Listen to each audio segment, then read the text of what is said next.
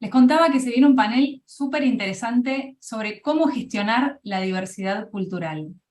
Este primer panel del CONCIM 2022 estará moderado por mi colega y compañero de Acacia, Maximiliano Blanc, director de BW Comunicación Interna, y nos acompañan Ana Clara Rubio, gerenta global de Comunicación Interna, Cultura y Gestión del Cambio en Grupo ProMujer, Gilma Vieira da Silva, coordinadora del programa Impacto Digital, y Maite Otero, líder de Gente y Cultura en Relieve.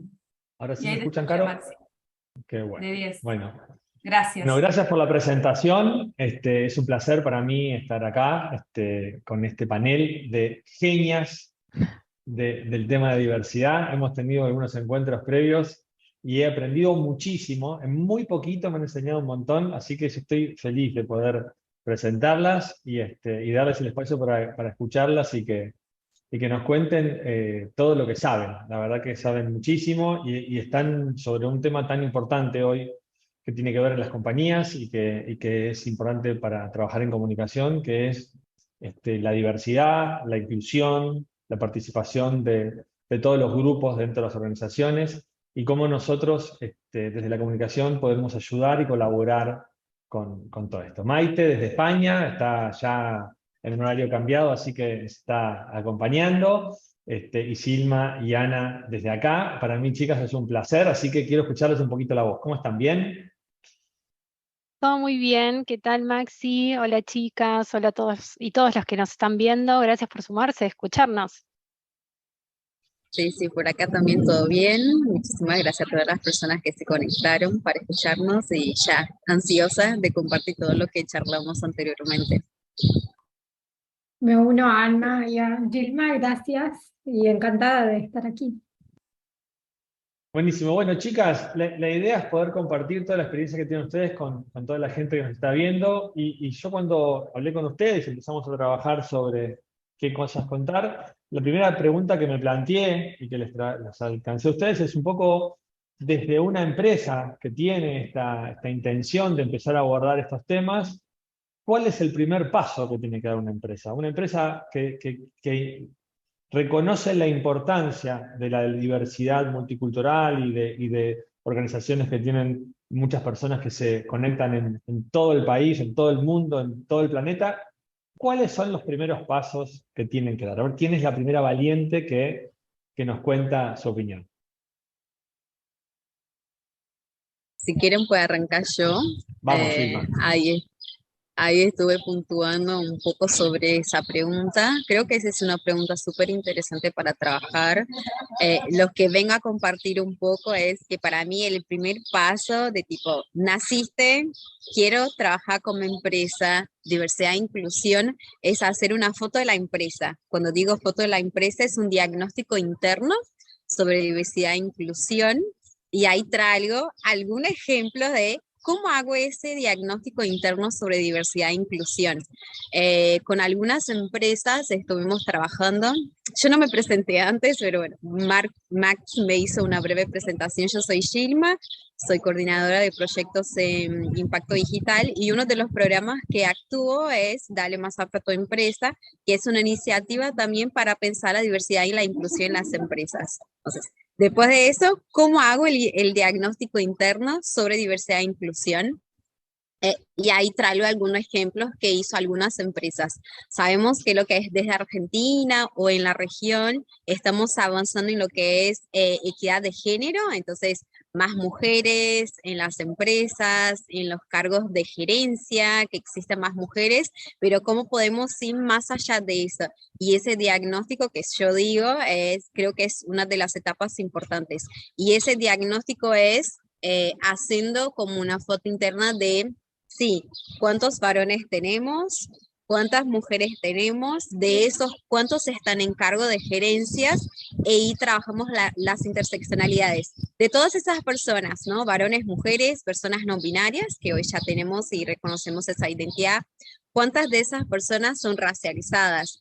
Y cuando digo racializadas son que se autorreconocen como personas afrodescendientes, que se autorreconocen como personas de la comunidad gitana, rum, indígenas, de todas esas personas que son mujeres, varones, personas no binarias, afrodescendientes, indígenas, ¿cuántas también tenemos de personas con discapacidad? Y eso la empresa puede hacer. Y hay un ejemplo que les iba a contar es, yo sé que Accenture, no sé si hay alguien acá de Accenture, pero Accenture está como haciendo una idea de una propuesta de hacer un autocenso interno en la organización donde se va a preguntar identidad de género, sexualidad, autoidentificación étnica, para entender internamente cómo está conformada esa empresa. Creo que ese es un excelente ejercicio que las empresas pueden hacer para entender cómo podemos trabajar políticas de inclusión, porque no se puede trabajar políticas de inclusión si no tenemos esa foto anterior.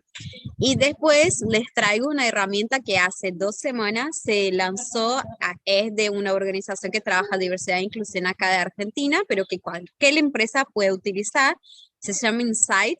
Después puedo poner acá el link en el chat. Es una herramienta gratuita donde las empresas pueden ingresar y hacer como esa foto muy general de si tengo políticas de inclusión, si trabajo temas de género, discapacidad, cuestiones étnicas, cuestiones también multicultural de las empresas. Entonces es una herramienta gratuita que cualquier empresa puede tener acceso. Entonces creo que un poco cómo podemos abordar el tema de la diversidad es ese, hacer el autodiagnóstico interno, después el análisis de ese autodiagnóstico y posteriormente también la creación de políticas de inclusión. Y cuando hablo también de políticas de inclusión, me gustaría hablar de específicamente pensar en cuotas, ¿no? Hoy hay organizaciones, y ahí cito Brasil como una de las iniciantes en ese proceso, donde empresas hacen cupos específicos para determinados grupos,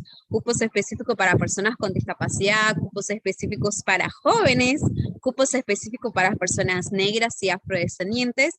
Entonces creo que eso ahí es como un inicio de una política donde podemos sí avanzar a la construcción de equipos multiculturales. Y bueno, ese es un poquito lo que puedo traer y dejo a las chicas. Genial, Gilma, muchas gracias. Muy interesante que estas cosas de siempre pensar en un diagnóstico previo, ¿no? De pensar antes que nada, salir a preguntar, no deducir cosas, sino salir a preguntar qué es lo que pasa en la organización, como para tener un mapa y a partir de ahí planificar qué hacer. Ahora, esto siempre nosotros pensamos si en lo que pasa en Latinoamérica pasa en el resto del mundo, y quizás ahora tenemos a Maite que nos puede contar qué es lo que pasa en España o qué pasa en Europa.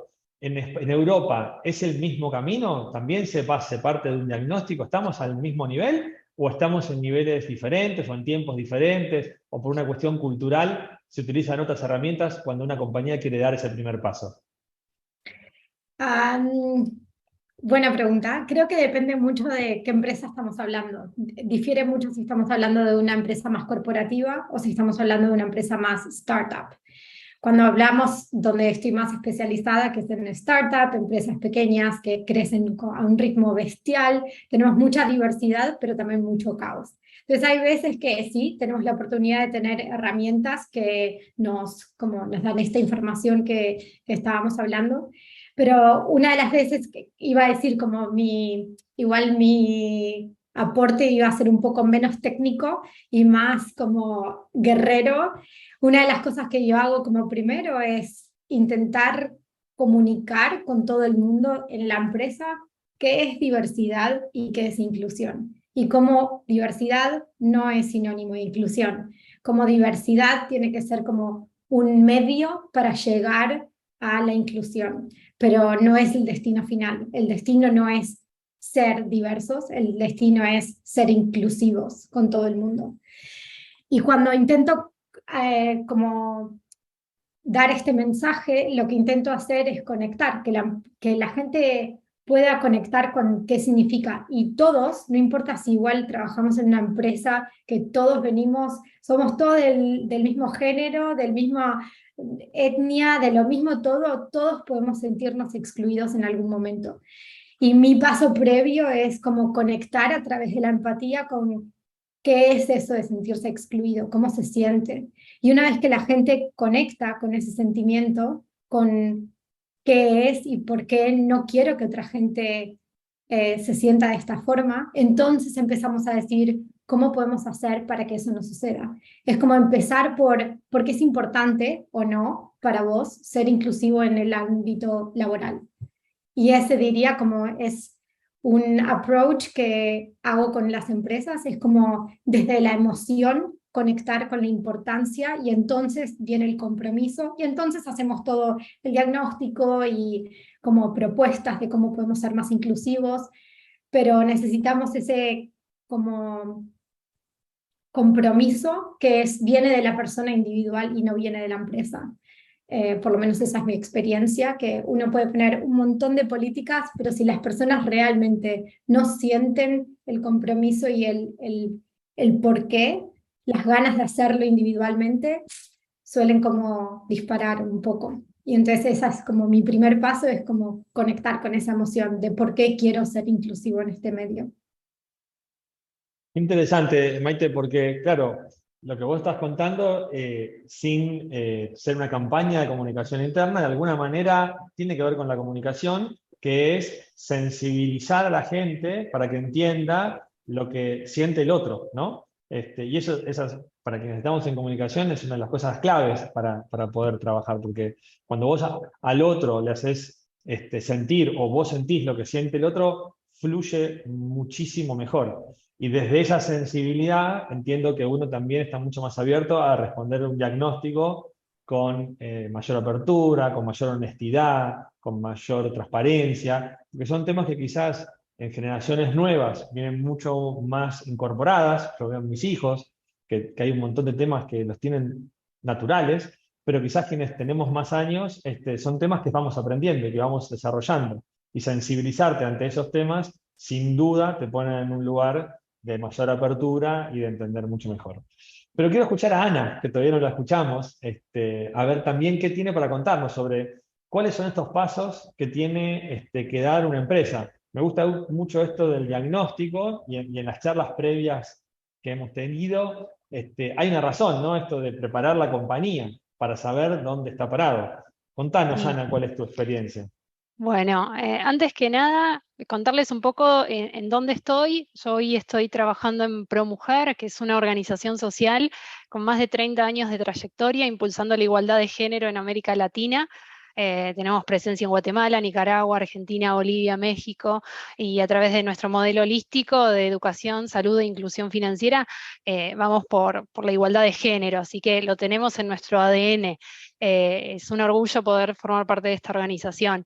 Como primer paso, y sumando a lo que dicen las chicas, lo dice Simon Sinek, y todo empieza con el porqué. El famoso porqué es transformarse en un niño de 5 años, y el porqué, porque está la técnica de los 5 porqué, que si aguantamos los 5 porqué, tiene razón de ser lo que queremos hacer.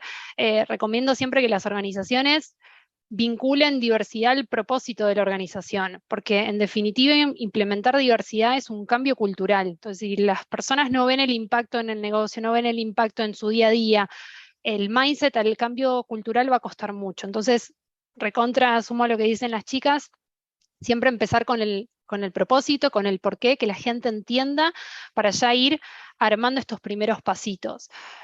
También desde la génesis, que el equipo que va a trabajar diversidad sea diverso. Si solo es recursos humanos, si solo son mujeres, si solo tienen la misma edad, y ya desde la génesis estamos armando un equipo poco diverso. Entonces, un punto es que la estrategia sea transversal a toda la organización, que no sea solo de recursos humanos, cultura, people, como se llame en cada organización, sino que se arme un equipo multidisciplinario, no solo de disciplina, sino diferentes mindsets. Tenemos personas más creativas, otras más lógicas, diferentes edades, nacionalidades, que haya realmente una diversidad para tratar este tema. De lo contrario, el primer grupo que vamos a tener que tratar es la mesa de diversidad. Así que con esta mesa de diversidad, cuando ya tenemos la foto que había comentado Gilma, que esos indicadores no solo sean de este equipo, sino que cada área tenga sus indicadores y el análisis de esos indicadores. Así que sean, yo siempre digo, somos parte del problema, pero también somos parte de la solución. Entonces, que las mismas personas de la organización puedan dar estas iniciativas, entender esos indicadores, a dónde apunta y cómo eso impacta en mi trabajo diario. Está súper estudiado que los equipos diversos son más creativos y la creatividad es el primer escalón para un equipo innovador, que es como la palabra, ¿no?, de este año, la innovación. Antes de ser innovador tenemos que ser creativos, así que la creatividad viene de la diversidad, así que dando propósito me parece que es un gran paso para tratar diversidad en las empresas. Así es, es como decís vos, es un primer paso, y seguro, y esto también, yo revelo ante una audiencia que hemos tenido una charla previa donde hemos preparado estas cosas, hablábamos de cuando surge este diagnóstico, una de las cosas que empiezan a surgir es los sesgos, ¿no? Los sesgos que tienen las compañías respecto a estas minorías, respecto a estas personas. Y no solamente es un tema a tratar desde el punto de vista de la inclusión, sino también es un punto de vista a tratar desde un punto de vista cultural. O sea, hay una cuestión cultural en la compañía que pone arriba de la mesa estos sesgos. Ahora, la pregunta que yo les quería hacer desde su experiencia, y pasamos conversándolo y charlando entre los cuatro, ¿cuáles son los sesgos más comunes que se pueden encontrar en una empresa? ¿Cuáles son las situaciones más tradicionales que ustedes ven? A mí se me pueden ocurrir algunas, pero bueno, ¿cuáles son las que ustedes ven constantemente en compañías? Si quieren, yo empiezo con una chiquitita, que es que, por ejemplo, las empresas dicen, acá no se hablan de temas personales, no hablamos de sexualidad. Esa es una que siempre aparece. Y el ejemplo más claro es, por ejemplo, una persona se va de vacaciones, vuelve y le preguntamos, bueno, ¿cómo te fue? ¿A dónde te fuiste? ¿Con quién te fuiste? Bueno, me fui con mi esposa, mi hija y nos fuimos a la playa. En una oración yo ya sé tu identidad de género, tu expresión de género y tu orientación sexual. Lo estamos diciendo, lo vivimos. Entonces las empresas que dicen que no hablan de temas personales o no se meten con sexualidad, en una simple frase tenemos toda esa información. Hay que empatizar con las personas que no pueden hablar de ese modo. Imaginemos lo que es estar 9 horas, 5 días a la semana teniendo que fingir ser otra persona. Entonces, a veces traer estos pequeños ejemplos nos ayudan y entendemos cuál es el sesgo de la organización. Después, obviamente, hay diferentes sesgos de las personas como individuos, pero el primer sesgo que hay que sacar es el de la organización. Genial, es así. Y aparte, muchas veces hablar de sexualidad suena como un tabú, ¿no? Como que no, esta empresa no habla de esto. Y es verdad, nosotros de nuestra sexualidad hablamos constantemente, sin ser conscientes de lo que estamos haciendo. Gilma, ¿vos qué pensás? ¿Qué sesgos ves en las compañías? Veo varios, pero puedo empezar con el que me toca a mí directamente, que es el sesgo de la discriminación. Y a mí me gustaría hablar también de la discriminación cuando hablamos sobre discriminación basada en el género, en la identidad de género, en la raza, etnia y en la discapacidad.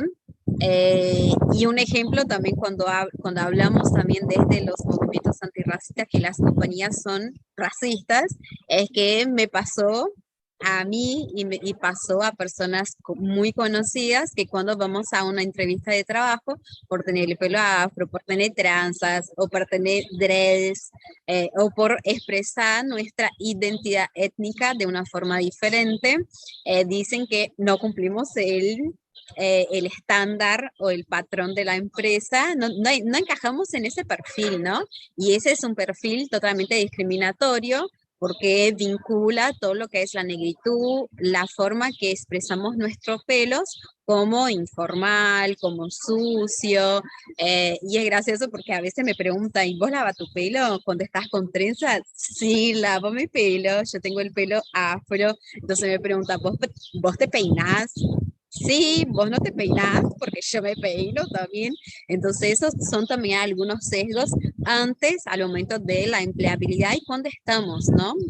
Un otro ejemplo también que traigo acá como para que ustedes tengan como esa mirada un poco más amplia, todas las formas también que expresamos en nuestro día a día o en nuestra cotidianidad que también denota sesgos racistas, que es cuando decimos, porque trabajamos como negro. En Argentina se dice mucho trabajo en negro, y eso también son sesgos que la verdad que a nosotras personas negras nos molesta. Muchas veces no comentamos de eso, porque si no somos tenidos como personas que, no sé, son agresivas, son violentas, porque hablamos también sobre racismos y indagamos, hablamos sobre los racismos explícitos.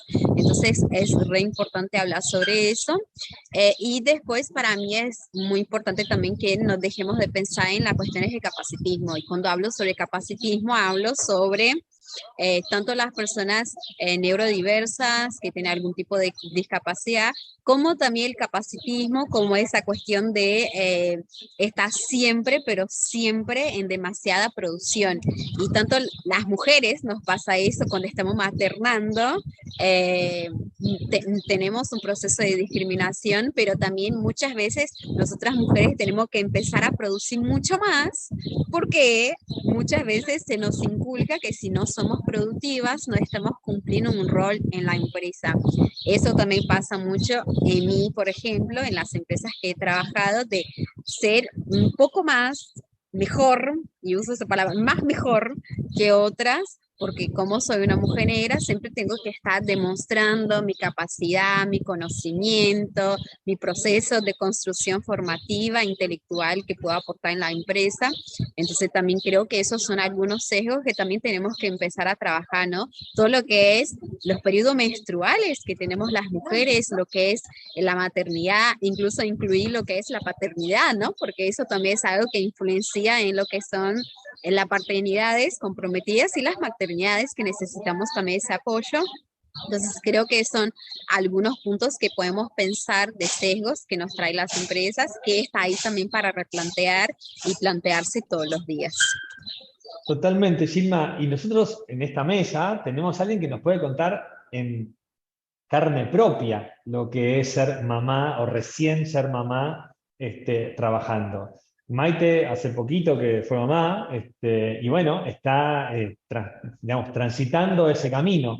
Y me encantaría, Maite, que a su vez respondiendo a esta pregunta que yo estoy haciendo de cuáles son los sesgos más comunes que vos ves en una compañía, que también nos cuentes tu experiencia personal. Sabemos que en España la legislación en algunos casos cubre mucho más a la mujer embarazada y al padre también de ese hijo, de ese niño, pero contanos tu experiencia, contanos cómo lo vivís vos, si realmente ves que aún cuando en algunas cosas están más avanzadas, se piensa a la madre que recién ha dado a luz como una persona a la cual hay que cuidar y contemplar y no un sesgo de que va a ser menos productiva o que la mujer se siente con el doble de obligación a producir, como contaba Gilma, porque acaba de ser mamá y no puede bajar la guardia o tener que estar todo el tiempo atenta. Contanos tu experiencia también.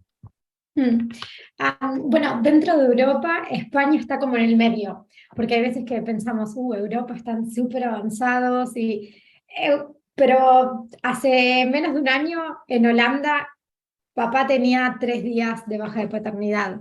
Entonces tampoco es que Europa siempre están por delante con todo, no, vamos evolucionando. En España actualmente es lo mismo para paternidad, maternidad, adopción, son 4 meses para cualquiera de los dos, y la mujer puede reducir su horario laboral hasta que el niño tiene 12 años, la empresa está obligada a decir que sí.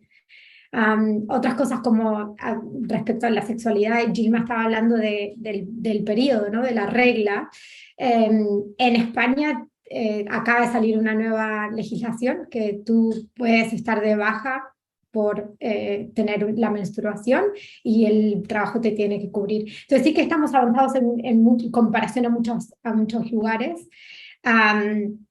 Igual aún quedan cosas y hay mucho tabú, ¿no?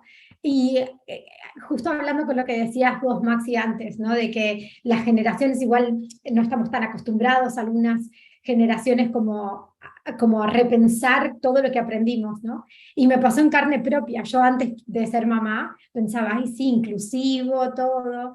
Y Y ahora siendo mamá me doy cuenta de que, por ejemplo, yo trabajo en empresas en remoto y que yo organizaba eventos donde te juntás todo el mundo y nunca me había puesto a pensar que si tú estás dando el pecho, mamá tiene que viajar y tiene que decidir, ¿dejo de dar el pecho o pago los gastos de ir con mi hijo y con alguien que me cuide al hijo? Es como, incluso cuando estamos pensando que somos conscientes, siempre hay algún sesgo o alguna cosita que no te das cuenta, ¿no? Y esto es algo que yo ahora estoy proponiendo, ¿no? Que si tenés un hijo menor de 2 años, la empresa te cubre los gastos de venir tú, tu bebé y un cuidador. Y como poder incluir más, porque si no es bastante limitante. Particularmente en mi caso, tengo como la ventaja de estar en una empresa que es como súper inclusiva. Yo en mi calendario tengo los bloques donde estoy dando el pecho, no puedo estar en una reunión, hablo abiertamente. Sé que muchas mujeres no lo hacen y creo que en nuestros roles, como decía Ana, ¿no? Recién Ana Clara decía, bueno, tenemos que empezar nosotros como desde ser el grupo, ser diverso, también como dar el ejemplo de normalizar ciertas cosas, ¿no? Y entonces eso es un poco lo que intento hacer, como ser como súper vocal en ahora estoy dando el pecho, o en estos momentos no puedo, o viajar es más limitante, pero en general creo que hay una mente bastante abierta con la maternidad y empieza a ser más con la paternidad al mismo tiempo. Es todo un desafío para las compañías hacer ese cambio cultural, porque es muy fácil hacer el cambio, ponerle la modificación, pero tiene que ser algo que llegue a la raíz, que realmente sea un cambio y no que se haga para que la compañía se pueda presentar diversa. Y acá en el chat que tenemos mientras estamos saliendo en YouTube, Ana nos preguntaba hasta dónde esos cambios que se hacen en una compañía son reales, son verídicos, son creíbles, si el management, si el C-level no es diverso. Si sabemos que el grupo ese que dirige la compañía no lo es. Entonces, ¿hasta dónde es real, creíble? Y acá sumo yo una pregunta. ¿Qué es mejor? ¿Hacer algún cambio, aunque sea pequeño, pero que integre a las minorías para que se sientan cómodas en una compañía, aunque la compañía no lo sea? ¿O trabajar en el largo plazo y hasta que la compañía no sea diversa, no incorporar estas minorías? Difícil la Me- pregunta, perdonen, pero sí, sí, no, no, a mí me surgió acá. Y como esto es un debate y una charla, quiero está escucharlas bien. y quiero que vayamos hablando y construyendo la respuesta entre todos. Bueno, me sumo, arranco, a ver, si hacemos algo chiquito, durante todo el día de hoy hablamos mucho de fidelizar el talento. Ya más del 60% de las personas que trabajan en compañías son millennials. A los millennials realmente conectamos con el propósito. ¿Cuánto tiempo te dura alguien que entra a una organización que ve que discriminan, que quiere ser mamá y no puede, o papá, o que hay diferencias? Entonces, las organizaciones que hoy no hacen el cambio lo van a tener que hacer más pronto que tarde, porque van a tener siempre el tema de la rotación, de la fidelización, que eso impacta en los números.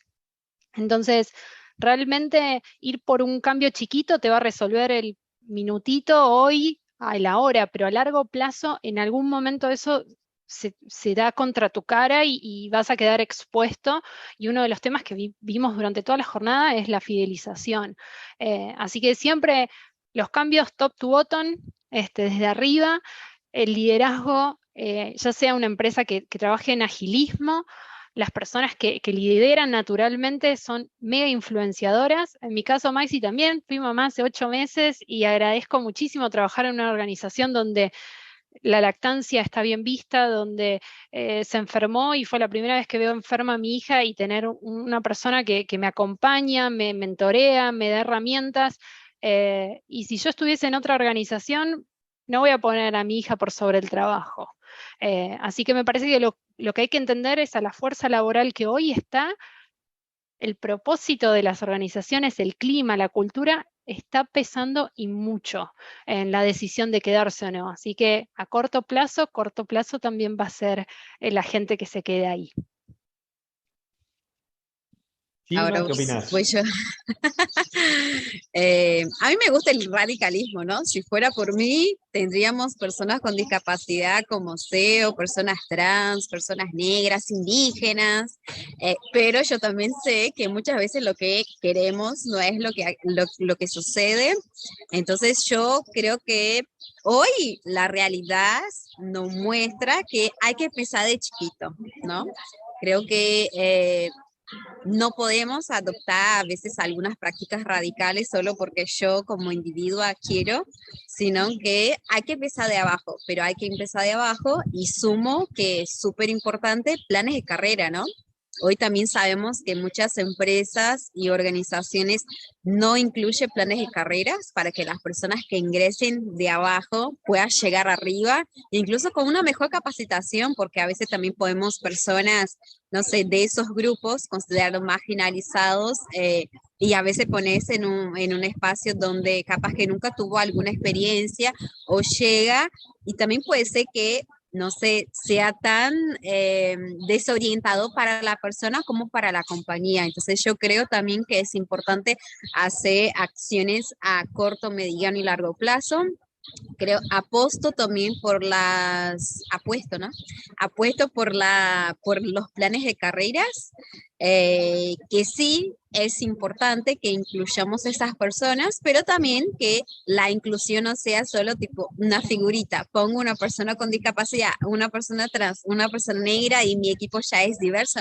No, porque incluso hay que pensar en qué roles, en qué cargos están esas personas y cuál es el plan que la empresa también tiene con esos grupos y cuál es el nivel de compromiso. Entonces yo creo que el camino es arrancar de abajo. Infelizmente no podemos querer una revolución porque hoy lo veo muy difícil. Creo que hoy no tenemos las herramientas. Por mí sí, sacamos una persona y ponemos otras, pero también hay que entender qué contexto estamos hoy y cuál es el mejor no, pero el camino más accesible y posible hoy, que veo que es capaz de empezar abajo, empezar con pequeñas políticas de empleados o funcionarios que empiezan de abajo, pero que la empresa también tenga ese compromiso de un día ponerlo arriba esos grupos que históricamente fueron marginalizados. Totalmente, y es súper importante trabajar con la diversidad para que todos nos sintamos cómodos. Yo les contaba a las chicas en mi trabajo, el vocabulario inclusivo, mucha gente lo usa, y yo confesaba de que era algo que no me resultaba fácil hacerlo, no me resultaba natural. Y era muy complejo para mí porque no me resultaba natural, entonces hablaba de una manera, pero quería cambiar en el medio, entonces se notaba más que lo estaba haciendo forzado. Y una de las chicas que trabaja conmigo, Flor, que también me ayudó a trabajar con esto, que le agradezco a Flor que me haya ayudado, me dijo: Maxi, lo importante es que vos cuando hables incluyas a todos. Y para incluir a todos no significa solamente utilizar el vocabulario inclusivo. Vos cuando hablás puedes hablar de todos y todas, de ellos y de ellas, y así vas a hacer una ampliación de la gente a la que estás hablando. Con lo cual a veces que también uno tiene que poner un poco de voluntad, creatividad y escuchar y ponerse en el lugar del otro también para poder ir incorporándose y ayornándose a esta nueva realidad, porque no es una normalidad, es realidad, es lo que está sucediendo. La gente nueva, la gente joven lo tiene incorporado, nosotros somos los que tenemos que seguir aprendiendo. Maite, yo tengo una pregunta para vos que tiene que ver también vuelvo al tema de los sesgos, son preguntas que nos están haciendo en el chat, que van un poco más a la práctica. Vos trabajás en una compañía y haces cosas para trabajar la diversidad de la compañía. Me preguntan en el chat, ¿cuáles son esas acciones que tenemos que hacer para disminuir los sesgos? Por ejemplo, la palabra negro es una palabra que está mal vista, tiene una connotación negativa. Algún colega de Chile nos contaba lo mismo respecto al tema de un mapuche. Hablar de un mapuche es hablar por ahí de una manera ya prejuiciosamente despectiva. ¿Cómo podemos trabajar dentro de una compañía para eliminar esos sesgos? Para que cuando nosotros utilicemos esas palabras no tengamos ya una connotación negativa con respecto a esto. Desde la diversidad, ¿cómo lo podemos abordar? Mi respuesta favorita sería educacional y es tenemos que reaprender un montón de cosas que aprendimos a hablar en un lenguaje no inclusivo, ahora hay que reaprenderlo. Y puede generar miedo si tenemos la expectativa de un día para el otro todo el mundo tiene que hablar de forma inclusiva. Y al final es como que paralizamos en vez de facilitamos. Entonces para mí es como la naturalidad de poder preguntar, de no querer saberlo todo, sino de con curiosidad y con la mejor intención como generar el diálogo. Porque incluso hay gente que prefiere llamarse o autodenominarse de una forma, pero que no le gusta que los demás le llamen de esta forma. Y cada uno hay que respetar las individualidades. Entonces, para mí lo primero sería como educación y normalizar en el sentido de quitar el miedo a la equivocación. Mientras que sea con la buena intención, eso es lo que importa. ¿Qué es lo que queremos lograr? Es hacer sentir a la otra persona que pertenece, ¿no? Que no está excluida. Y con esa intención, si somos genuinos, no tenemos que tener miedo. Y preguntando es lo mejor. Yo siempre cuando empezamos como a trabajar estos temas, hay un libro que se llama, en inglés se llama The Culture Map, y es como mi Biblia.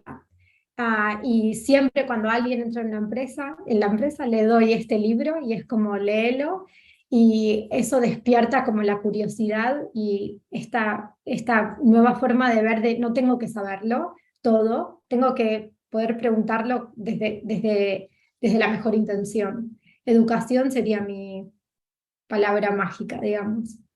Es la acción, educar. Para Educar y mí, trabajar.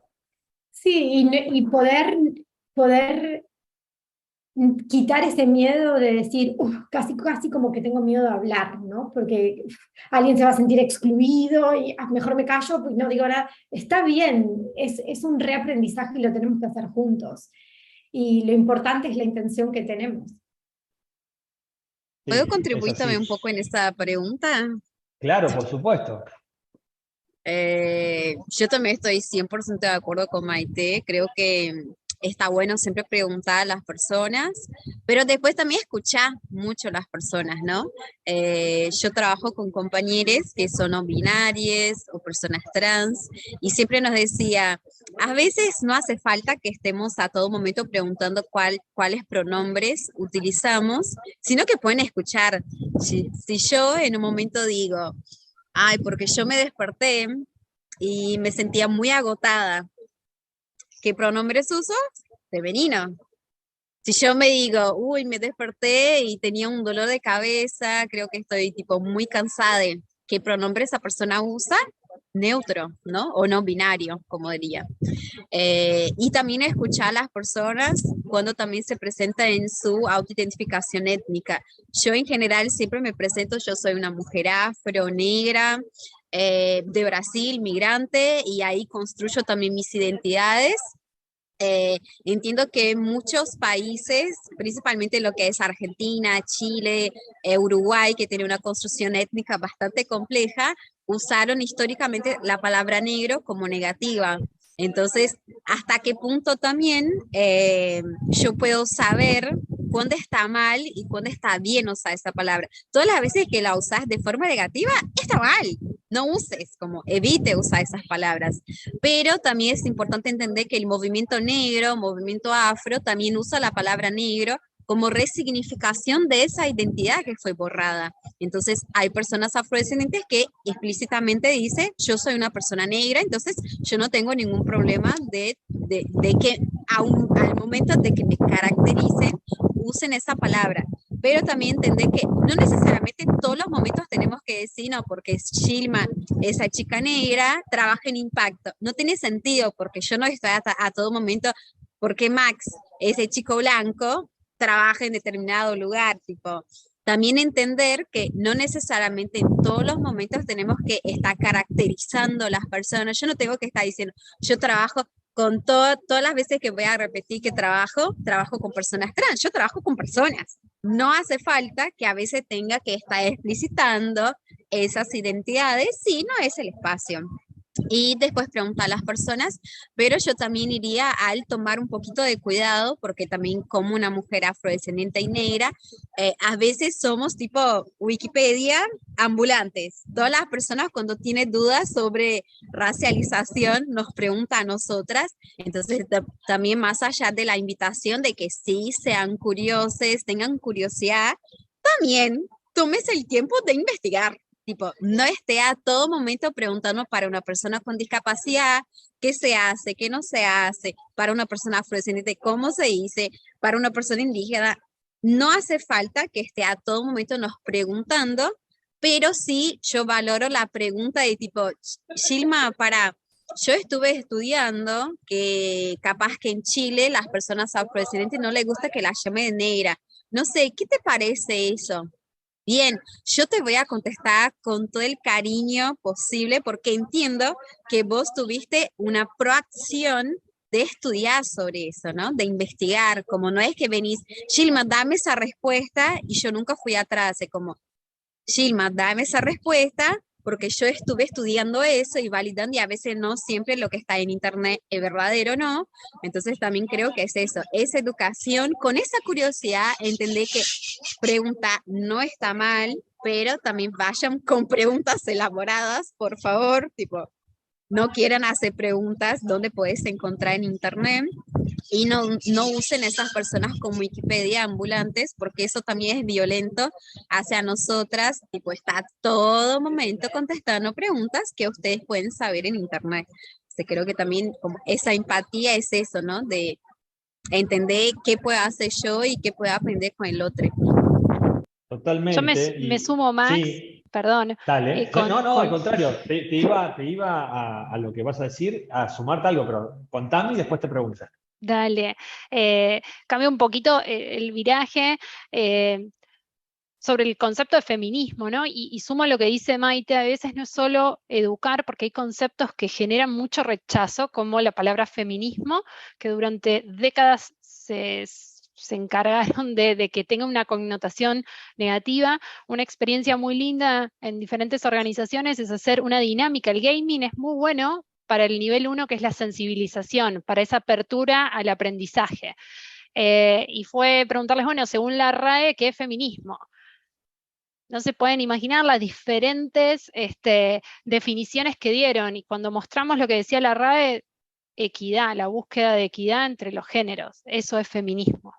Entonces esa fue como, la gente se sintió como, uy, bueno, ok, lo que yo tenía, ese sesgo inconsciente, eso que yo tenía aprendido, hay que aprender algo nuevo. Y eso fue una herramienta que funcionó muchísimo a la hora de educar. Primero entender, ¿sí? Que hay algo que no estaba bien. Así que recomiendo un pasito chiquitito antes de la educación, es esto, la sensibilización, entender que hay algo que nos hace ruido. Sí, y un poco la pregunta que está en el chat y que creo que nos moviliza a todos es cómo sensibilizar a los líderes de una organización. Y acá te pregunto a vos, Ana, de nuevo. Vos desde ProMujer, ¿cómo trabajás con los líderes? Porque no podemos todavía dejar de ver que las organizaciones, en una gran parte, no quiero generalizar, pero tienen una mayoría masculina. Sí, Todavía las mujeres no tienen todo el espacio que deberían tener y no hay igualdad a veces a la hora de salir a buscar esos nuevos lugares. Entonces, ¿cómo trabajamos con los líderes esa sensibilidad, que también la mencionaba Maite, de esto de ponerse en el lugar del otro? Y ¿cómo trabajamos con ellos eso? ¿Cuál es el mensaje? Y acá es donde está la comunicación, ¿no? Pero ¿cuál sí. es el mensaje que tenemos que darles para que ellos se animen a dar ese primer paso? Bueno, volviendo a lo anterior, esto, primero sensibilizar. eh, Creo que hay mucho de gaming, muchas actividades cortitas, quick wins, ¿no? Porque hay como una resistencia que lo que te va a pasar con el liderazgo es no tengo tiempo. Entonces a ese no tengo tiempo, ir con propuestas chiquitas de impacto en donde se vean esos primeros sesgos. También creo mucho en el humor.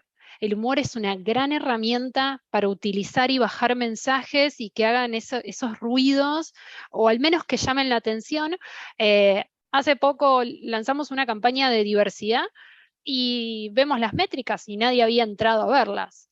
Mandamos un correo que decía Ricky Martin habla de ProMujer y tuvo un furor de clics, hicimos una estrategia de marketing y en la nota entrabas y decía, Ricky Martin, el famoso cantante, habló de ProMujer. Bueno, ahora que tengo tu atención, si pudiste dedicar 3 minutos para ver qué dice Ricky Martin, dedicale 3 minutos a la diversidad. Entonces, es generar desde el humor, desde el fishing de los clics, traer a ese equipo a la conversación. Y después conecto con lo anterior, el vínculo con el propósito, ¿sí? Cómo los equipos diversos, las personas se pueden desarrollar, ese talento que está, que quiere explotar, que como dijo Gilma, los planes de carrera y el impacto positivo en el propósito de la organización. Y ahí también algo que es importante es que tengan sus propios indicadores, ¿no? Las personas que lideran equipos tengan sus indicadores de diversidad. Entonces que sean ellos y ellas mismas quienes hagan seguimiento y también propongan las iniciativas, que estén, como se dice en Argentina, con los pies en el plato y dando soluciones. Así que creo que eso es una gran herramienta para atraer a los líderes a las conversaciones y el cambio de mindset en las organizaciones. Acá una de las preguntas que también hacen, que me parece súper y está buenísimo que vayan haciendo sus preguntas porque hacen mucho más dinámico el panel. Hacen una pregunta, Martín me dice, ok,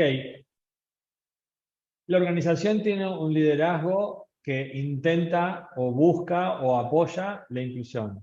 ¿Qué pasa cuando nuestros compañeros no tienen eso? Que sale el chiste fácil, que sale la exclusión, que sale en el café, en el almuerzo, en la reunión, ese espacio donde una persona no se siente cómoda. ¿Qué hacemos con eso? Gilma, Maite, ¿qué les parece? ¿Quién arranca? Las dos. ¿Quieres arrancar? Dale, solamente dar un ejemplo muy chiquito. Justamente ahora el miércoles voy a dar como un workshop sobre justamente esto. ¿Cuál es el primer paso como para poder tener el buy-in y que la gente quiera hacer y la entrada es como tomar unos minutos y en esto es como Clara dio muchos tips que están como muy en la mente, ¿no? Y que son muy fáciles y rápidos.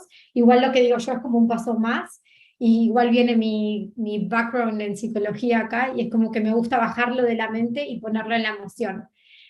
Y creo que cuando contactamos con la empatía y tú puedes sentir lo que la otra persona está sintiendo, estamos hablando de un clic distinto, no es cognitivo, es emocional. Una de las dinámicas que vamos a hacer es tomar un minuto para pensar en algún momento de tu vida que te sentiste excluido.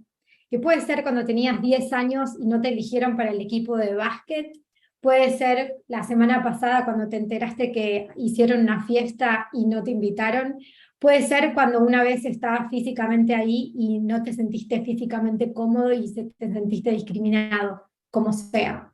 Tomar unos minutos y contactar con qué adjetivos describen esa emoción y quedarte ahí.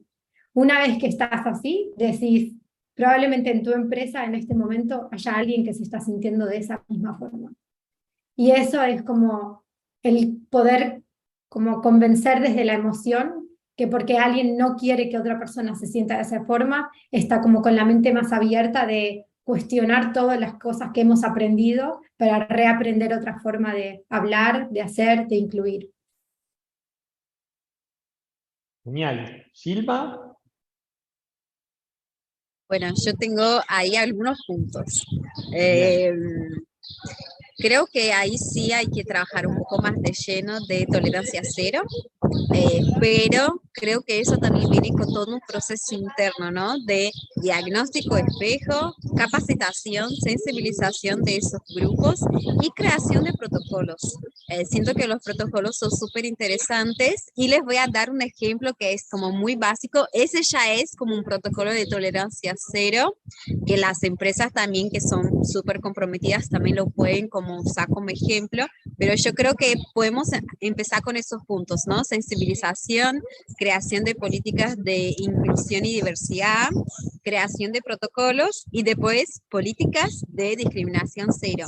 Y el ejemplo que les voy a dar es un ejemplo que pasó acá en Argentina y se estalló. No sé si ustedes conocen, pero pasó un caso de un jugador uruguayo que en su Instagram puso "Gracias, negrito", y tuvo una punificación, tuvo que pagar una multa, quedó algunos partidos sin jugar. ¿Y por qué eso pasó? ¿No? En ese momento en Argentina hablaba un montón de cosas, no, pero usó de forma positiva, porque negrito acá en Argentina, en Uruguay, se usa también de esa forma, pero lo que voy es que el partido, el equipo que ese jugador estaba, tenía una política de cero, cero, no podía hablar con nada que tenga perspectiva étnico-racial o que puede ser de forma violenta, ¿no? Aunque no sea de forma violenta, él afirmó un contrato donde leía las políticas de ese equipo y decía que era tolerancia cero a cualquier alusión a etnia o raza. Entonces, ¿qué pasó? Tuvo la punición y eso es una política de cero discriminación o incluso cero alusión, porque es así también como construimos, ¿no? No es que el negrito cabeza o todas las palabras que utilizamos hoy en Argentina, incluso en Uruguay, empezaron de la nada. Todas empezaron con algunos significados. Entonces creo que ese es un ejemplo súper interesante que trajo a la escena pública esos dichos que mucha gente no entendía, criticaba, defendía el jugador, pero al final de las cuentas, lo que importaba era que su equipo tenía una política de cero, cero. Entonces tuvo su bonificación, tuvo que pagar la multa, quedó algunos partidos sin jugar, y creo que eso también son algunos ejemplos de cómo también aplicamos esas políticas. Y eso, ¿no? De vuelta. Para mí un pasito, un paso a paso de educación, sensibilización, creación de protocolos, y a lo último es también la posibilidad de punición para lo que es tolerancia cero a cualquier tipo de alusión o discriminación de grupos étnicos, racializados y eso. Tal cual. Acá en el chat de YouTube, una de las cosas que mencionaban tenía que ver con esto, que hay muchas compañías que tienen esas políticas, que las instruyen, que las tienen redactadas, invirtieron en hacerlas, pero después no se cumplen, o después no se conocen, o después no se tienen en cuenta. Entonces quizás una compañía hizo el camino de hacer un diagnóstico, de sensibilizar a la gente, de comunicar, de informarlos, invirtió dinero, buscó ser una compañía más diversa, incorporar perfiles diferentes, y a la hora de llevarlo a cabo no hay nadie que tome el toro por las astas y lo pueda llevar adelante. ¿Qué hacemos con esas compañías? ¿Qué sucede? Porque ya hicieron el camino. Es una situación mucho más compleja. Hicieron todo lo que venimos diciendo hasta ahora, lo hicieron. Hicieron el diagnóstico, sensibilizaron, incorporaron, aprendieron, pero cuando alguien utiliza la palabra negrito, no hay nadie que corrija esa acción o que utilice el protocolo. Y en esos casos, ustedes que son expertas, yo ya estoy poniendo re difícil, cada vez levanto más la vara, me van a matar, esto no estaba preparado, pero sé de lo que saben, así que por eso me animo a preguntarles esto. ¿Qué piensan? Puedo hablar, voy a ser rapidita y doy la palabra a mis compañeros también. Creo que después la clave es el monitoreo, ¿no? Hasta los estados se comprometen a hacer políticas, se comprometen con los derechos humanos, se comprometen a no discriminación, pero después poco hay de monitoreo. Entonces creo que es eso también. Iría a lo que es monitoreo, y después eso es clave porque al inicio, cuando hablamos sobre CEOs o gerencias que no son diversas, eso impacta directamente en la construcción de esas políticas. Para mí, si una política hizo todo ese camino y no hay una punición, porque existía esa punición y no se está cumpliendo esa política, es porque seguramente la gerencia de esa empresa no es diversa. Entonces, dejo eso así. y doy la palabra a mis compañeras. Vamos a escuchar a ellas dos y yo después también les voy a dar una opinión personal. Bueno, me sumo a lo que dice Gilma. Sin duda, algo chiquito que es un aprendizaje propio sobre el tema de las políticas.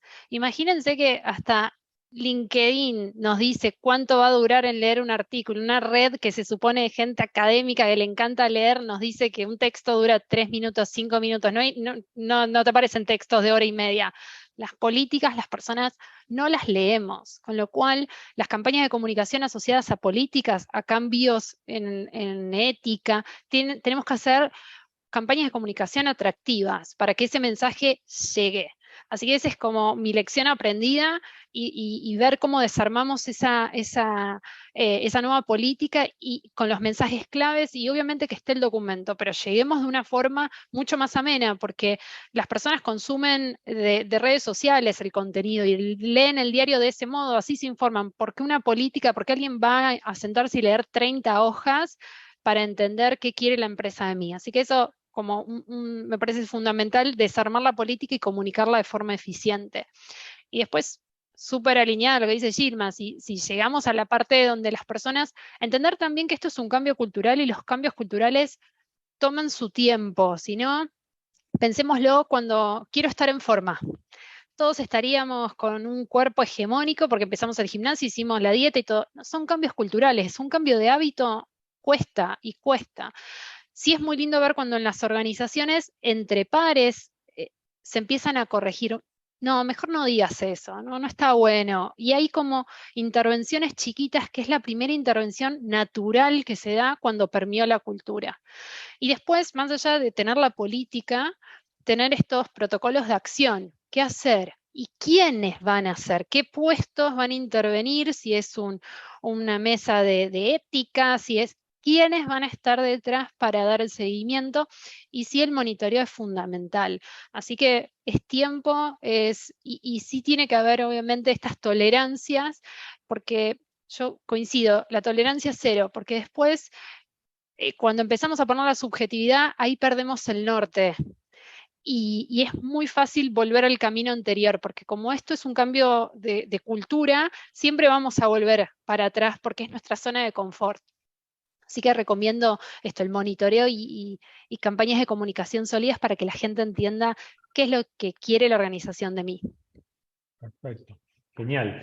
Maite, me interesa tu opinión respecto a esto. ¿Qué hacemos con estas empresas que tienen todo, pero no lo controlan, no lo llevan adelante, no lo viven?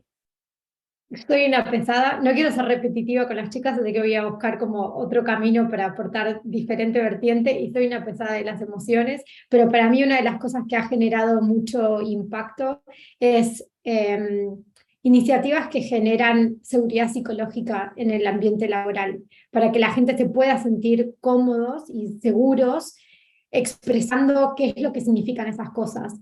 Y testimonios en primera persona han tenido un impacto bestial en el ambiente laboral. No es lo mismo que alguien te diga, no digas eso, porque hay gente que se puede sentir a que no, yo me he sentido discriminado o discriminada o discriminar cuando tal cosa, y lo escuchás de primera persona, tiene un impacto diferente.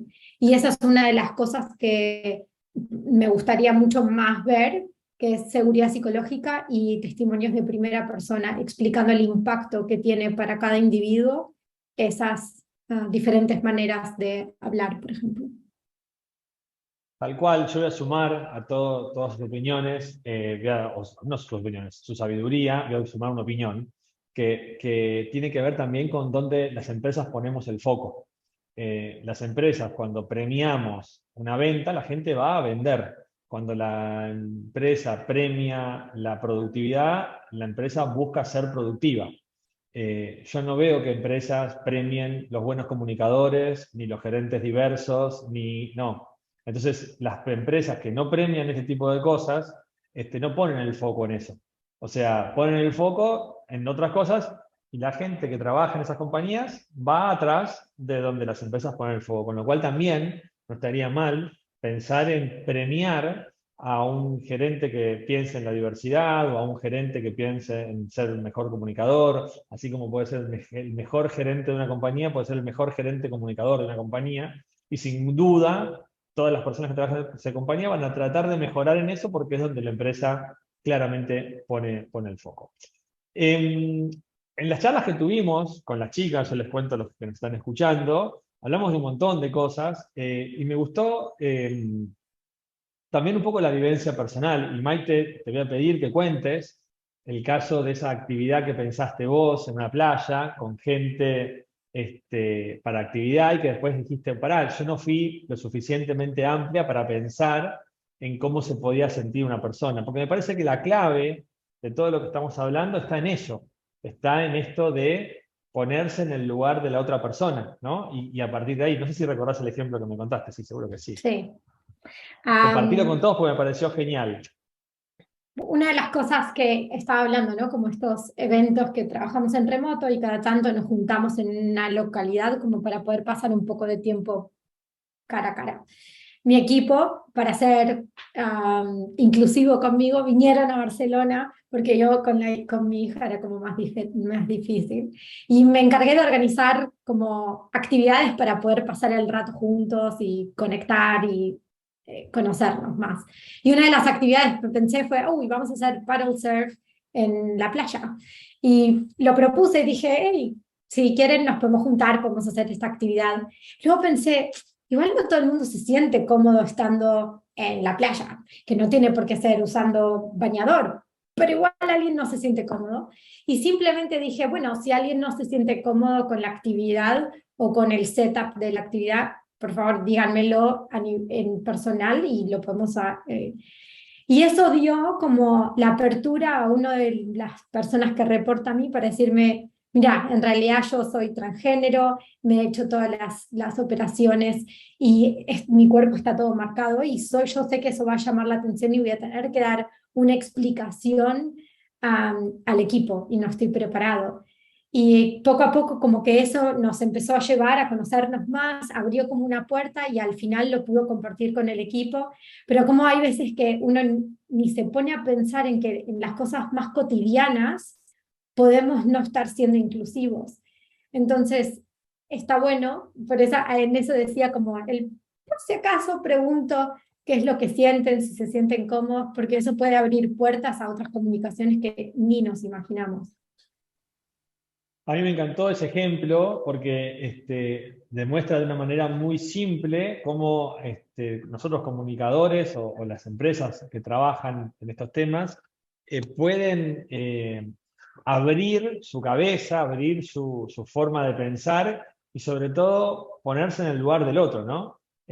A mí cuando me lo contaba Maite, me lo venía contando, yo decía, qué buen programa, qué genial, habla el mar, el río, el mar, perdón, y me parecía espectacular. Claro, me subí al tren de pensar en mí, de lo que me gustaba a mí, de lo que me hacía sentir cómodo a mí, pero no a lo que pasaba con el grupo. Y yo creo que una de las cosas más importantes que nos da el tema de la diversidad es esto, es pensar en el otro, es tener la capacidad de cuando nosotros empezamos a trabajar, pensar en la persona que está del otro lado. Y una empresa que muchas veces hay mucha gente y son dirigidas por empresas que buscan un beneficio económico, que está muy bien, porque para eso están las empresas, a veces eso de pensar en el otro se pone más difícil. Pero tenemos que trabajar con eso. Ahora, estamos ya entrando a la recta final, ya nos quedan pocos minutos, pero antes quería hacer bien el link sobre este congreso, comunicación interna, un congreso de comunicación y diversidad. Y ustedes desde ese lugar, Ana, vos desde ProMujer, ¿cómo trabajás la comunicación interna dentro de la compañía? ¿Y cuáles son las herramientas o cuánto es lo que te apoya la comunicación interna para trabajar estos temas de diversidad? Porque imagino que, y esto es yo amante de la comunicación interna, si no fuese por la comunicación interna no se podrían contar estas cosas. Pero contame vos, ¿cómo lo usás? ¿Cómo lo llevas todos los días? ¿Qué acciones haces? Bueno, para mí la comunicación interna son los rieles sobre los cuales se monta la estrategia, la cultura, el clima. Y como buen camino, tienen sus partes sinuosas, hay partes que vamos a ir más lento, más rápido en términos de diversidad. Y entender también que la comunicación interna, la comunicación en sí es el resultante, ¿no?, de esa cultura que empieza a transformarse. Entonces siempre mi recomendación es, no empezar ya con comunicación inclusiva de la noche a la mañana porque va a generar un ruido, ese rechazo, como venimos mencionando, ir con la sensibilización, educar, y que la comunicación interna vaya acompañando esa transformación. Así como queremos que las personas sean diversas, también diversos los formatos, diversas las fotos, diversos los recursos que utilizamos, los estilos. En lo particular, yo creo que comunicación interna tiene que salir de ese mundo corporativo formal y ser más humana, ¿sí? Estar más cerca. Por eso, a ver, di el ejemplo de Ricky Martin de ese mail, y no sé, en el mes de julio estábamos todos viendo los memes de Julio Iglesias, y entró comunicación interna el meme de Julio Iglesias, y les aseguro que fue lo más visto, y fue todo el mes hablando de Julio Iglesias y trayendo, justo había un meme de Julio Iglesias que tenía una camisa y sentado en un sillón, y era Julio trajo la igualdad de género, y estaba con el mismo género, el sillón y él con la camisa. Entonces, a través del humor, a través de distender los temas, creo que la comunicación interna son esos rieles sobre los cuales vamos a poder llegar a un buen puerto. Nada, me parece que hay como un estigma sobre la comunicación inclusiva, hay un montón, el que no quiere hablar con hay un montón de formas de ser inclusivo o inclusiva, sin tener que ir al arroba, y que la comunicación no tenga un ruido. Así que es un aprendizaje, porque como dijeron antes, hay que desaprender cómo aprendimos a hablar y tomar nuevos recursos. Así que invito a quienes nos están viendo a utilizar el humor, no tenerle miedo a eso, la disrupción, y ser diversos también, canales, mensajes y formatos. Así es. Quería, Sí, Maite, Quería dale. preguntar, no sé si esto, como no sé cómo se trabaja en Latinoamérica, no sé si Slack es como una herramienta de comunicación que se superusa o estoy Se quedando usa, sin sí, todo. sí, por Está Slack. supuesto. Ok. Se usa un montón. Uno de los tips que yo uso mucho en Slack es tú puedes poner en el chatbot, como cuando alguien usa una palabra, sugerir otra. Y eso desde recursos humanos, desde comunicación, se puede poner como toda una lista de cosas. Y cuando alguien dice, I'll send it to the blacklist, y puedes decir, quisiste decir la lista de no deseados. Y entonces a través de la herramienta podemos educar a las personas. Y no sé, es algo que utilizo mucho yo. Me encantó, buenísima. Aparte es súper simple. Incluso hasta en Slack o cualquier herramienta digital, hasta lo podés programar. Cuando aparece tal palabra, acompañada de tal otra, cambiarla por eso. Re lindo tip. Buenísimo. De hecho, podés poner como la aclaración del por qué. O sea, no es solamente te lo quito o te sugiero, sino te explico el por qué detrás. Total, genial. Bueno, ya que estás, Maite, contame vos de la comunicación. Ustedes me contás que trabajan con Slack. Está buenísimo que así como contaste ese tip, contame también o contanos cómo trabajan la comunicación de estas políticas en una herramienta digital como Slack. Hay mucho de contextualización. Entonces, hablamos de vuelta como que vamos a todo lo de educación y hay mucho link a todo la documentación que tenemos a partir de Slack que te puede linkear a lo que uses, no sé si se usa Notion allá o Slide, como cualquier portal donde hay todo documentado. Y muchas de las cosas es como linkear la información y el cómo hablar y el cómo comunicarse a la fuente original. El por qué, como hablábamos hoy, ¿no? El por qué elegimos ciertas palabras y no otras. Y a nivel comunicación también, y sobre todo en remoto, es siempre, creo que, no sé si lo decía Gilma, es como ofrecer también la diversidad. No solamente por escrito, sino usando imágenes que sean diversas, usando también vídeo, usamos mucho el Loom, hay gente que es mucho más visual, hay gente que es mucho más de escribir, y entonces a través de eso, es como decía Ana, ¿no? Es como las riendas de la inclusión, y un poco así, no sé. Está bien, Si está perfecto. Sabes que una de las cosas que se comentaban en el chat, hablaban de algo por ahí un poco más simple, o que era cómo trabajaban el tema de las imágenes. Vos recién hablabas del tema de las imágenes. ¿Cómo trabajaban el tema de las imágenes? ¿Qué tipo de imágenes utilizaban? ¿Utilizaban imágenes de la propia compañía, de gente real de la propia compañía? ¿O utilizaban imágenes de banco, que por ahí a veces no terminaban de representar la realidad. Yo lo puedo decir acá en Argentina, uno busca una imagen de banco y ve mucha gente sajona, con rasgos que no son los que nos identifican a nosotros, son rasgos diferentes. ¿Cómo manejan el tema de las imágenes? Intentamos ser lo más diverso posible. Si esa diversidad de las imágenes no representa la actualidad de la empresa, lo clarificamos con no es la realidad, pero es a donde queremos ir. Entonces es como, no lo pongo para hacer el tic de tener la imagen, es el objetivo hacia donde queremos ir. Pero sí que intentar como incluir desde siempre la diversidad en todas las formas de comunicación. Sí, entiendo que mucho de lo que nos estás contando es cómo todo ir llevándolo a un anclaje con la diversidad. Cómo cada una de las costumbres que tenemos nosotros, en términos de comunicación, ir llevándolas a temas de diversidad. Y ese es el camino. Bueno, tiene que ver con todo lo que hemos hablado, el tema de la educación, el tema de ir llevándolo, de la sensibilización, de ir manejándolo. Ana, respecto a esto que estamos hablando de las campañas, de las imágenes, desde ProMujer, ustedes, lo que trabajan, en nuestras charlas hablábamos de las diferencias en Latinoamérica, ¿no?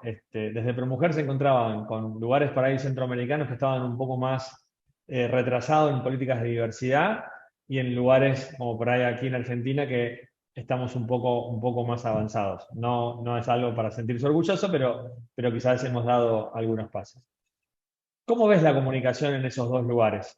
¿Ves que hay una diferencia respecto a que lo que hay que hacer en países centroamericanos tiene que ver mucho más con todavía la educación y en Argentina quizás o en Brasil, que estamos un poco más avanzados, tiene que ver con otro tipo de miradas? ¿O sigue siendo con todos igual, con todos trabajar los mismos ejes de comunicación? Mira, todos tenemos algo para aprender, si bien que Argentina particularmente tenga legislaciones un poco más avanzadas que otros países, como hay otros países que están más avanzados que Argentina, creo que todos tenemos que aprender.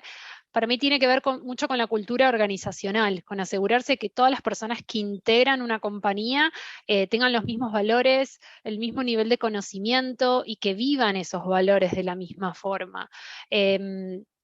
Para mí la comunicación y la estrategia que la veo la mejor es tener esa cultura deseada, trazar el tono y el estilo que uno quiere para su organización y obviamente después los matices culturales locales, ¿no? Desde términos que, no sé, se dice boleta de pago en México y en Argentina recibo de sueldo, estuvimos con la campaña de COVID, todos los de comunicación interna habremos estado 2 años sacando comunicados de COVID, barbijo, tapaboca, cubreboca, no es lo mismo. Entonces, para mí hay que tener como la cultura organizacional muy presente y esos pequeños giros locales para que sea más empático y cercano el mensaje. Pero lo importante es que la persona cuando entre a una organización en el país que esté, sienta lo mismo y la comunicación debe ser lo más similar posible, ¿sí? Entonces, en términos de diversidad, lo mismo.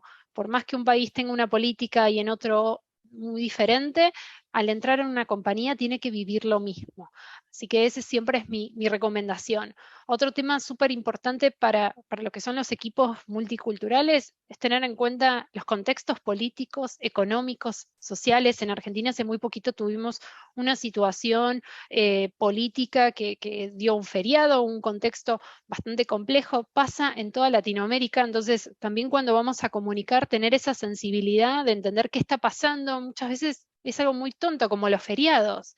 Hay que estar al día de no mandar algo, no convocar, los usos horarios, o sea, eso es uno de los grandes desafíos de trabajar con equipos de diferentes regiones, ¿no? Y ahí la diversidad es qué día yo voy a hablar de este tema para que esté en agenda y todas las personas puedan conectar con eso. Genial. Bueno, si me permiten, chicas, me gustaría invitar a que se sume al panel a Caro, que ha estado estoicamente desde temprano presidiendo el CONCIN. Pero con mucho gusto. Sí, pero una genia, Caro, la verdad. una colega que da gusto tener, y puedo decir también una amiga que da gusto Lo mismo tener. digo de vos. Caro, Cuento quizás que a mí se me... estuvo muy picante el chat, muy intenso, impresionante, lleno de preguntas, comentarios, la gente se preguntaba y se respondía. Muy lindo, Quería saber entretenido. si algo se me escapó, porque yo iba tratando de escuchar a las chicas, leyendo el chat, de traer las preguntas para que la gente pueda ir respondiendo en vivo, las chicas pueden ir respondiendo en vivo a las preguntas de la gente, pero quizás algunas de las preguntas se me escapó. No sé si viste alguna pregunta que dejamos sin responder, porque quiero tratar de Les llegarles a hago todos. una que creo que lateralmente la respondieron, pero que me pareció interesante si hoy desde Diversidad e Inclusión se está empezando a considerar la contextura física con respecto a las fobias en torno a gordos y flacos. Es algo que han preguntado y me parece que podría ser interesante la respuesta de ustedes. ¿Quieren ir primero ustedes, chicas? Adelante, Gilma, vamos. Sí, no, lo único que voy a decir es que creo que desde los equipos de diversidad e inclusión sí hay que incorporar toda la cuestión de la corporalidad, porque sabemos también que vivimos en un mundo que es gordo odiante, ¿no? Que tiene ese odio hacia los otros tipos de corporalidad. Entonces creo que sí debe estar incorporada, y lo único que me gustaría también contribuir es que al momento de pensar equipos diversos, políticas de diversidad e inclusión, que exista un presupuesto para eso, para que esa implementación sea real, porque a veces también se habla de implementación de políticas de diversidad e inclusión sin cero presupuesto, entonces no se avanza mucho. Entonces creo que también para trabajar ese tema es importante que trabajemos también con presupuestos específicos para implementación de esas políticas. Bien. Ana, Maite. Sí, yo me sumo a lo que dice Gilma. Pensar la diversidad sin tener en cuenta la corporalidad es imposible, por eso hay muchas compañías que de hecho en el momento de reclutar lo hacen sin foto, porque no importa tu aspecto y es lo que debiera de ser. Así que hacia allá vamos. Lo mismo con el uso de las fotografías, buscar cuerpos hegemónicos no comunican la realidad de ninguna compañía y de ningún lugar, o sea, no es eso. Por eso los bancos de imágenes están buenísimos, son fáciles de acceder, pero tengamos mucho cuidado porque comunicamos un formato y un estilo de persona que no refleja la realidad de ninguna compañía. Así que sí, hay que tomarlo y ojalá cada vez más compañías lo tengan en cuenta. Totalmente. Maite, ¿querés hacer ¿Algo que alguna? agregar?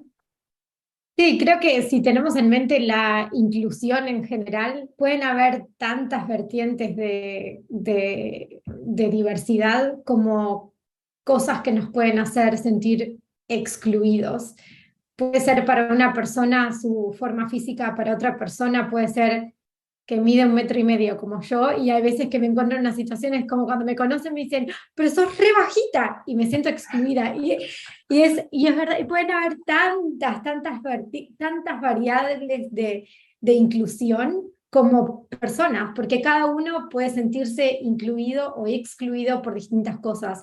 Si adoptamos un idioma y unas actitudes para incluir a todo el mundo, no importa por qué, si es porque es un grupo minoritario o porque si somos individuos como tales, creo que eso es lo que tenemos que lograr, una inclusión de todos. Tal cual, tal vez tiene que ver con empezar a tener esos despertares, ¿no? De a poco ir teniéndolos, como decían ustedes. Sí.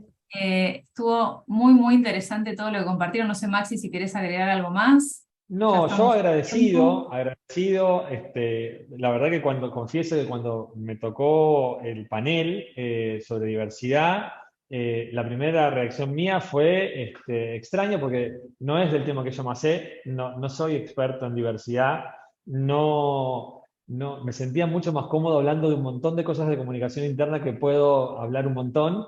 Pero también, por otro lado, dije, también hay que desafiarse a hacer cosas en las que uno no está en la zona de confort, en la que uno tiene que leer, investigar. Por eso vuelvo a agradecer a Flor de acá de BWD, que me ayudó un montón a entender. Y a ustedes tres, que son tres reinas, son tres genias totales, estuvieron siempre dispuestas a charlamos, compartimos un documento, aprendí muchísimo de ustedes y yo estoy súper agradecido. Así que las quiero aplaudir porque saben un montón, un montón, un montón, un montón, y la verdad que yo la pasé bárbaro. Espero que ustedes también. Sí, por Gracias. supuesto, Bien, y muchas ahora, Caro, si gracias. no me equivoco, viene otra amiga de la casa, Dolores. Sí, sí, señor. Bueno, Muchísimas gracias, chicas, Ana Clara, Gilma, Maite, a vos, Maxi, por haber compartido también tus ideas, por haber moderado.